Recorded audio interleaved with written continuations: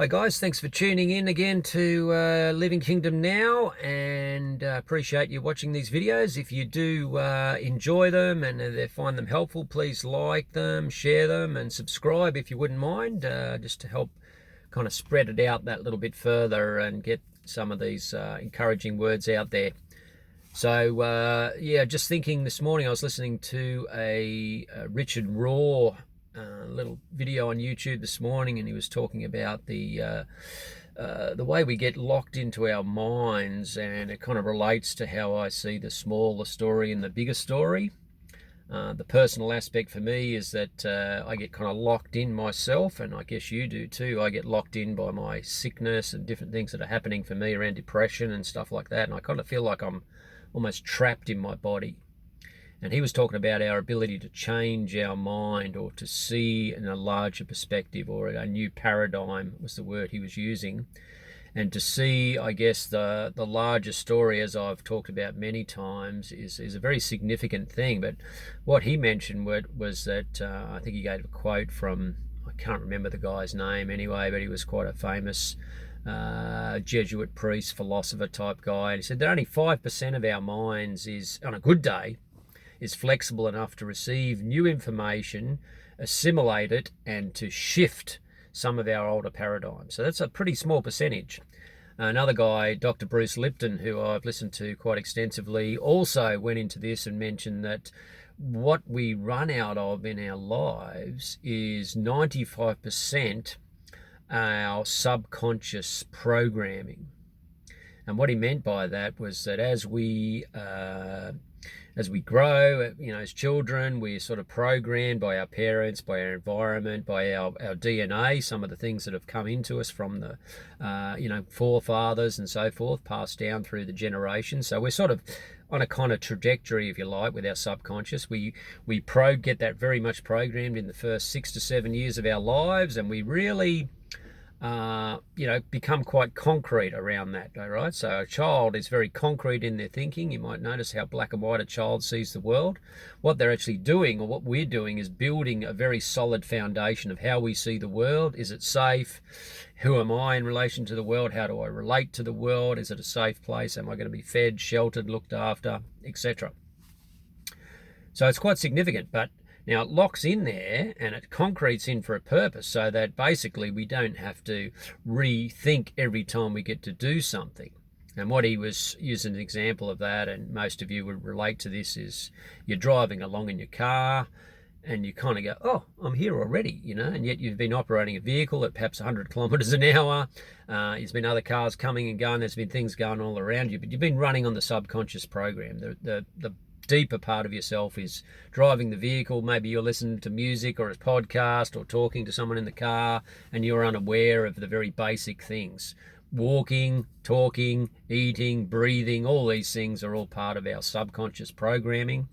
And so 95% of us operates out of these things, which is good, but also can be quite negative in that it stops us really taking in new information, assimilating new things, being open, if you like, to new challenges.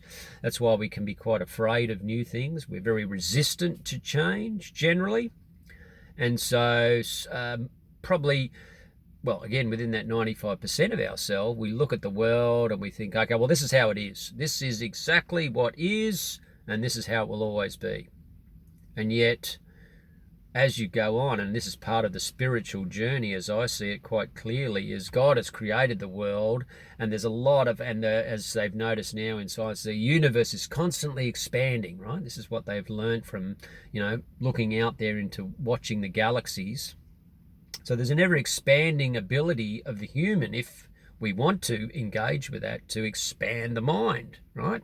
So rather than allowing 95% to be programmed and just to live out of that programming and a little 5% for some little nuances, we can actually move down and take back some of that 95% and begin to change or transform our minds, have our minds transformed, as many of us have heard over the years, and to allow ourselves to be renewed by that. So new paradigms come, new ways of seeing come, so that we see now in a larger, more formative way. We see in a bigger picture. We change some of our mindsets that can be And this is happening a lot throughout the world as people change their mindsets about the roles of women, about racism, about sexism, about, homosexuality. There's a lot of issues, and there's always been some of those. So within society, some of those 5% people have moved into 15, 20%, and they're changing their paradigms, willing to take in new information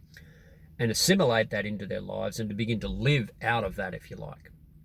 Now that's huge. Like, you won't even notice this most likely, but I guarantee you if you stop and look, and when I was listening to these Dr. Bruce Lipton videos some time back, I was astounded to see that even someone like myself, who I would say is quite a thinker, and I'm constantly been known to be a challenger of things, a questioner, mostly I still run on the subconscious program.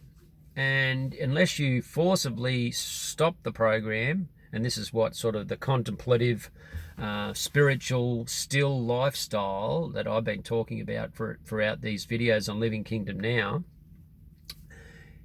unless you stop the program, unless you're still enough to look at the program and go, oh, hang on, what's going on? I'm just going through the motions, basically, and kind of like a bit of an empty cycle of just doing the same thing over and over and over again, constant and repetitive behaviors.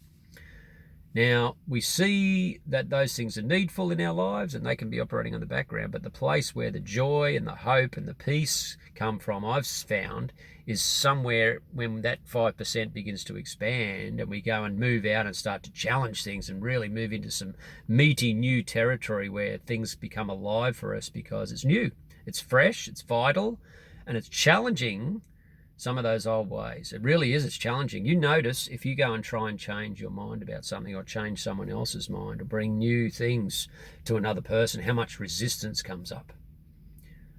I work as a counsellor. I see this all the time. When a new thought comes across the mind of anybody, so in other words, they might have been having some challenges around an area and a new thought arises through the counselling process, there's a great deal of inner resistance that comes up. There's questions, there's no, that can't be right, no, they were the problem, there's blaming of other people, there's always a sort of an avoidance around it initially. But when that person goes away and contemplates or thinks through stuff, they might come back the next week, fortnight, month, whatever, over time, and they're like, yeah, I can sort of see that. And they start to sort of say some things, and you start to say, well, how's that working out in your life? Are you seeing some stuff changing? And they go, oh, man, I can't believe it. When I've done this or I've said that or I've acted in this way, I feel differently and the people around me feel differently about me. So if you're stuck in any way, in any shape, in any form in your life, the chances are what you're stuck in is the 95%. It's just going round and round. You feel stuck. Right. How do you get out of there? Go to the 5% and begin to expand that 5%, 6, 7, 8, 9, 10% until some things begin to change. Begin to challenge. Allow yourself to be challenged. Allow yourself to face the resistance, to recognize it for what it is, resistance. Move through it. Push through that resistance. Push through it to the point where you begin to experience another 1, 2, 3%. And what you'll find is there's new, and as Dr. Bruce Lipton points out very clearly, and his one of his compatriots, Joe Dispenza, I think his name is, there's new brain patterns form, new neural pathways start to happen as you begin to push into new areas. And if you're stuck in any way and you begin to push through the resistance and begin to go, I'm going to take back some of those things that I've lost or some things that I've never had, I'm going to go and get, you'll find there's a sense of excitement, maybe passion, maybe you become dispassionate. This is probably one of the biggest things that we're seeing in society. We become dispassionate. We lose our vigor for life. Well, who doesn't? You've just done the same thing for the last 10, 20, 30 years, roughly.